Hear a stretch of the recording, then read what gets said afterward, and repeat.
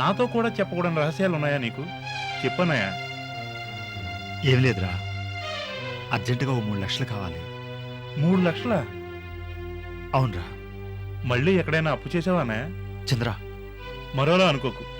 మళ్ళీ పాత జీవితం ఛాయలు నీ మీద పడకూడదనే తపంతో ఇలా అడగాల్సి వచ్చింది. పర్వాలేదులే, నేనేమీ అనుకోలేదు. నా గురించే కదా నువ్వు చెప్తుంది. సిటీ లిమిట్స్లో కుమార్కి సైట్స్ ఉన్నాయని, అందులో ఓల్డేజ్ హోమ్, అనాథ పిల్లలకు శరణాలయం కట్టిద్దామని అనుకుంటున్నాడని మీరు నాతో ఒకసారి చెప్పారు. కానీ నిన్న ఓ విషయం తెలిసింది. ఆ సైట్స్ కుమారివి కావు. వాట్? అవును ఆదిత్య గారు, ఆ సైట్స్ కుమారివి కావు. వదన్ వికాస్ అనే ఓ డాక్టర్వి. అతను నాకు తెలిసినవాడే. నిన్న మాటల సందర్భంలో చెరువుకి ఈస్ట్లో ఉన్న 20 ఎకరాలు నావే అని ఆ డాక్టర్ అన్నాడు.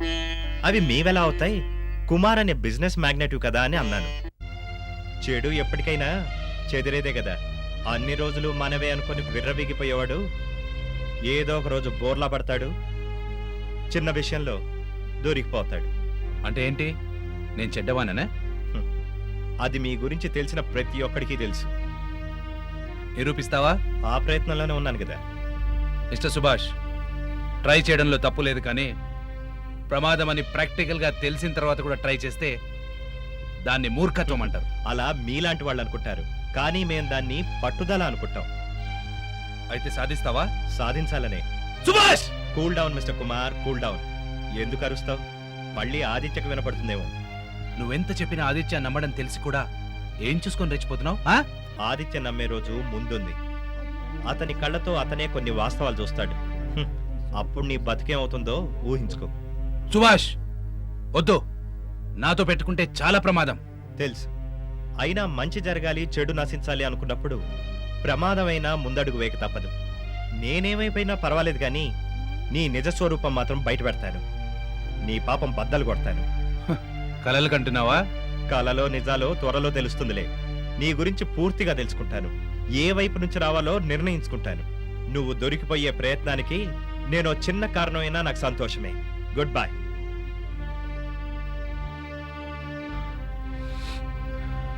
అరే సుభాష్, అయిపోయావరా? నువ్వు అయిపోయావరా? I will see your end.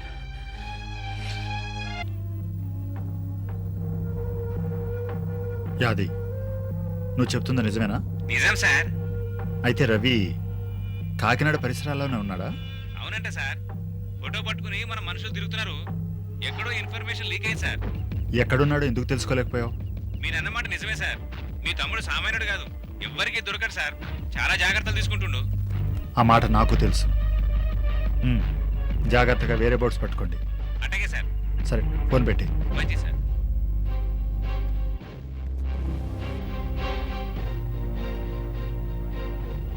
ఈ రవిగాడిని పట్టుకోవటం కష్టమేమీ కాదు. చాలా ఈజీగా దొరికిపోతాడు.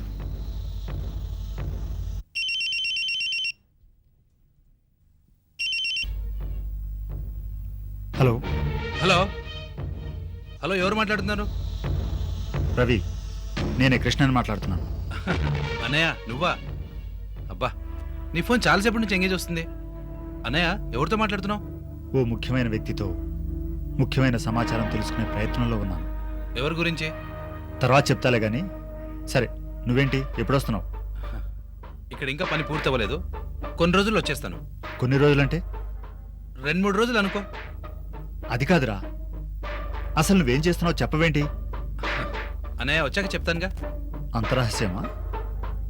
మళ్ళీ ట్రబుల్స్లో పడుతున్నావేమో? చచ్చా, అలాంటిదేం లేదు. ఈసారి నేను చాలా జాగ్రత్తగా ఉన్నాను. అర్థమవుతుంది. జాగ్రత్త పడుతున్నానని అంటున్నావంటే ఏదో ప్రమాదకరమైన పనే చేస్తున్నావు అన్నమాట. అన్నయ్య, ప్లీజ్ మరోలా అనుకోద్దు. నేను ఇప్పుడేం చెప్పలేను. సరే, ఒకటి విను. నువ్వేం చేస్తున్నావు, ఎక్కడున్నావో నాకు తెలుసు. వాట్? ఎస్, నువ్వు అక్కడున్నావని నేను ఎప్పుడో ట్రేస్ చేశాను. అన్నయ్య, నువ్వు సామాన్యుడి కాదు. రే, పొగడ్తలొద్దు. 2 రోజుల్లో నువ్వు రాకపోతే నేనే నీ దగ్గరకు వస్తాను. జాగ్రత్త. వద్దొద్దు, నువ్వు ఇక్కడ రావద్దు. నేనే వచ్చేస్తానుగా. సరే, అది చూస్తాను. ఓకే, ఉంటాను.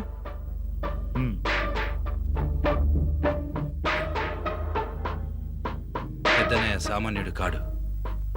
నేనెంత జాగ్రత్తగా ఉన్నా కనిపెట్టేశాడు. అంజలి, ఈ 2 రోజుల్లో నీ నాశనం చూడాలి, లేదంటే తర్వాత నాకు అవకాశం దొరకదు. ఎస్.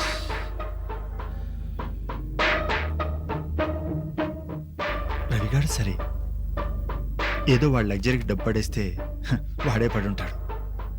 చంద్ర కూడా పర్వాలేదు, కానీ విజయ్ డేంజరస్. అందుకే చంద్రని గ్రిప్లో పెట్టుకోవాలంటే ఏదో ఒకటి చేయాలి. చేస్తాను.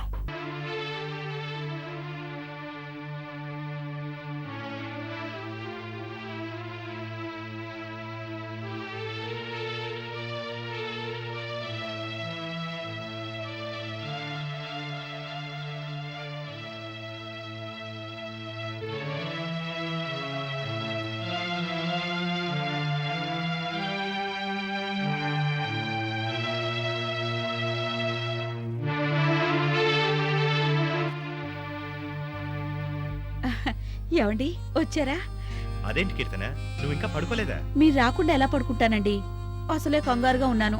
ఎందుకు? నేనేమైనా చిన్నపిల్లాడినా కంగారు పట్టడానికి? అయినా బయటికి వెళ్ళిన వాళ్ళు వెంటనే రావాలంటే ఎలా కుదురుతుంది? ఏవో పనులుంటాయిగా. మీ పనులు సరేనండి. మీరు ఆదిత్య గారిని కలిసారా లేదా? ఉమ్, కలిశాను. సాక్ష్యాలు చూపించారా? చూపించాను. ఏమన్నారు? ఆ కుమార్ని అసహించుకున్నారా? లేదు, నాపైన చిరాకు పడ్డారు. ఎందుకు? మీరు చూపించిన సాక్ష్యాలు సరిగా లేవా? సరిగ్గానే ఉన్నాయి. అదే సమయంలో కుమార్ కూడా వచ్చాడు. ఆదిత్య అతన్ని నిలదీశాడు. కుమార్ కూడా నిజం ఒప్పుకున్నాడు. అమ్మయ్య, దొంగ దొరికాడన్నమాట. పిచ్చిదానా, ఆ కుమార్ గురించి నాకన్నా మీకే బాగా తెలుసు. అయినా ఎలా దొరికిపోతాడనుకున్నావు? అంటే ఆ ఇడియట్ ఇప్పుడు కూడా తప్పించుకున్నాడా? అవును, ఆ వదన్ వికాస్ దగ్గర నుండి డాక్యుమెంట్స్ తన పేరు మీద ట్రాన్స్ఫర్ చేయించుకుని ఆదిత్యకు చూపించాడు. అయ్యో. అంతేకాదు, కొన్ని ప్రాబ్లమ్స్ వల్ల ఇంతకాలం రిజిస్ట్రేషన్ చేయించుకోలేకపోయానని అబద్ధం చెప్పి తప్పించుకున్నాడు. చచ్చా, కథ మళ్ళీ మొదటికొచ్చిందన్నమాట. మరి ఈ సంగతి అప్పుడే వచ్చి చెప్పొచ్చు కదా. ఏది, ఆఫీస్కి వెళ్లకుండా వచ్చి నీతో చెప్తూ కూర్చోనా? మరింత ఆలస్యమైందేంటండి? కీర్తన, 3 రోజుల నుండి ఆ కుమార్ని ఫాలో అవడం, అతని యాక్టివిటీస్ గమనించడం, ఈ డాక్యుమెంట్ సంపాదించడమే సరిపోయింది. మరి ఇన్ని రోజులు నా ఆఫీస్లో వర్క్ పెండింగ్ పడింది కదా, అది కంప్లీట్ చేయకపోతే నా ఉద్యోగం ఊడుతుంది. అందుకే ఈ ఆలస్యం. థ్యాంక్స్. దేనికి? నా స్నేహితురాలి క్షేమం కోసం నేను తపన పడుతుంటే దాన్ని మీరు అర్థం చేసుకుని మా కోసం ఇలా రాత్రి పగలు కష్టపడుతున్నందుకో. కీర్తన, అంజలికి నేను అన్నయ్యనై ఉంటే ఇలా సాయపడేవాడిని కాదా? ఇప్పుడు అదే అనుకుంటున్నాను. నేనెంతో అదృష్టవంతురాలినండి. ఎందుకు? మీలాంటి మంచి మనిషికి భార్యనైనందుకో. సాటి మనిషి కష్టాలు అర్థం చేసుకునేవాళ్ళు ఎంతమంది ఉంటారు చెప్పండి? నా స్పందన ముఖ్యం కాదు కీర్తన. దానికి ఫలితాన్ని ఇవ్వగలిగితే, ఆ కుమార్ని బయట పెట్టగలిగితే, దానికి మించిన తృప్తి, మనశ్శాంతి మనకు వేరొకటి దొరకదు. నిజమేనండి. అంజలి కష్టాలన్నీ తీరిపోవాలి. సరే, పదండి భోంచేద్దాం. పద.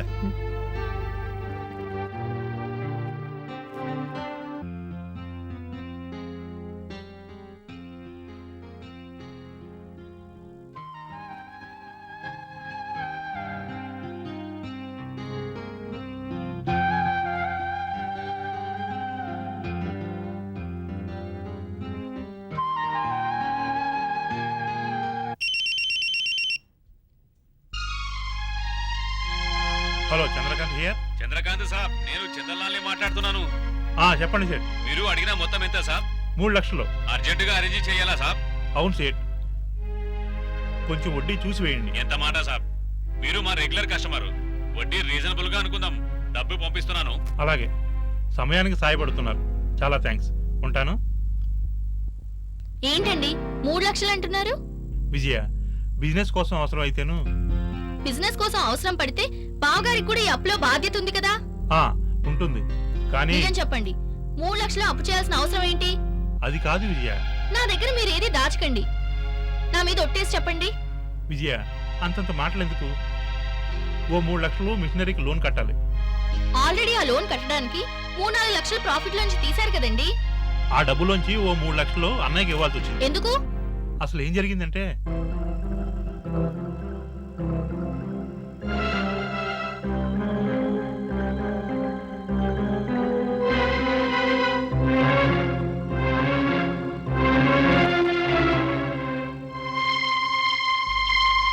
మీది అమాయకత్వమో మూర్ఖత్వమో నాకు అర్థం కావటం లేదు. విజయ, ఏంటండి మీరు? రవి తప్పు చేయడం ఏంటి? ఆ తప్పు కప్పిపుచ్చడానికి మీ అన్నయ్య 3 లక్షలు అడగటం ఏంటి? మీరు నిజ నిజాలు తెలుసుకోకుండా ఆ 3 లక్షలు ఇచ్చేయటం ఏంటి? అవసరం అలాంటిది విజయ.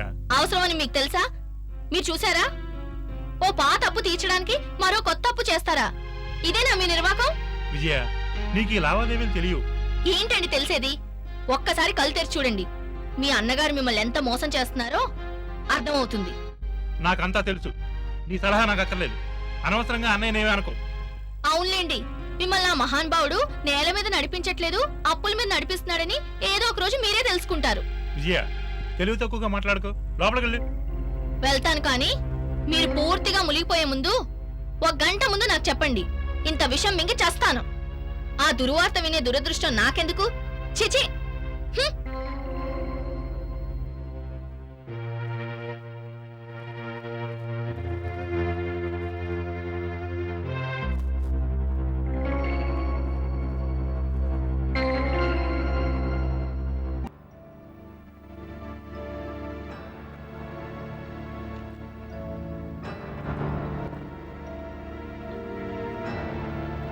ఏమో హారతి అన్ని సిద్ధం చేసుకున్నావా? అబ్బబ్బబ్బా, మీకేదొచ్చినా పట్లేమండి. ఒకటే హడావుడి. నేను ఆ పని మీద ఉన్నాను. అబ్బా త్వరగా తెమల్సేవే. అవతల పెళ్లి కొడుకు పెళ్లి కూతురు వచ్చి వేడైంది. త్వరగా వెళ్ళు. వెళ్తున్నానండి.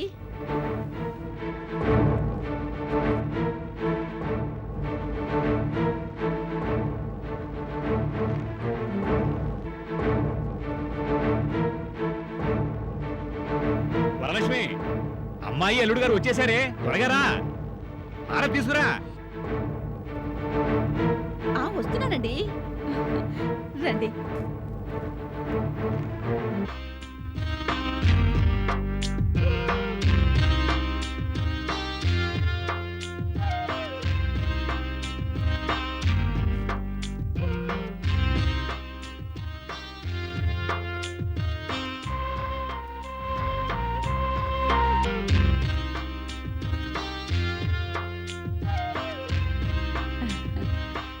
లోపలికి రండమ్మా. రండి.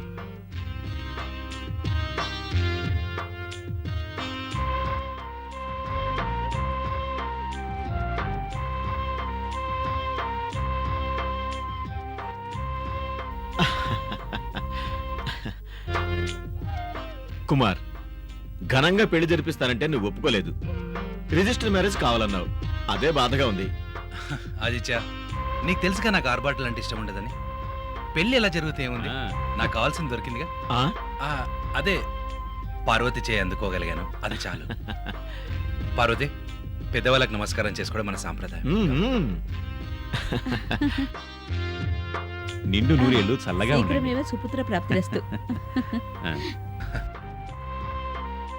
కుమార్, ప్రాణమిత్రుడు అనిపించుకున్నావు బావా. నీ మేలు జన్మలు మర్చిపోలేను. ఇప్పుడేం చేసావురా? ముందు ముందు చూద్దులే నీకెంత మేలు చేస్తాను.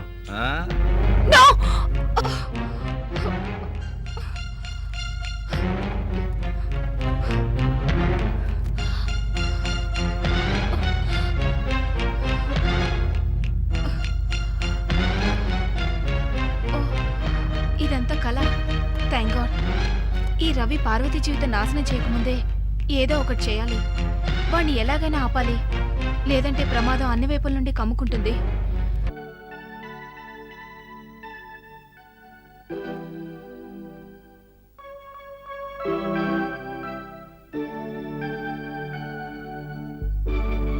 అన్నయ్య, కూర్చో. నువ్వు మళ్ళీ పాత అలవాట్లు మొదలు పెట్టడం? సిగరెట్ గురించే నువ్వు అడుగుతుంది. అవునన్నయ్య.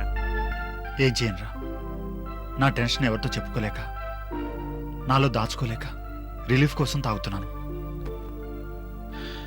సర్లే, నిన్ను ఇబ్బంది పెట్టి పని ఎందుకు చేయటం?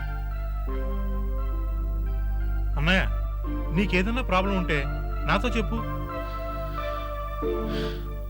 నిన్ను నన్ను బాధ పెట్టే విషయం కాబట్టి ఇన్నాళ్ళు నీకు చెప్పలేదురా. అయినా తప్పదుగా. రేపు ఇది మనకే ప్రమాదంగా చుట్టుకుంటే అప్పుడు చెప్పనందుకు బాధపడాల్సి వస్తుంది. చెప్పు, ఏంటా సమస్య? మనకున్న సమస్యలోకి అతిపెద్ద సమస్య రవే కదా. రవికేమైంది?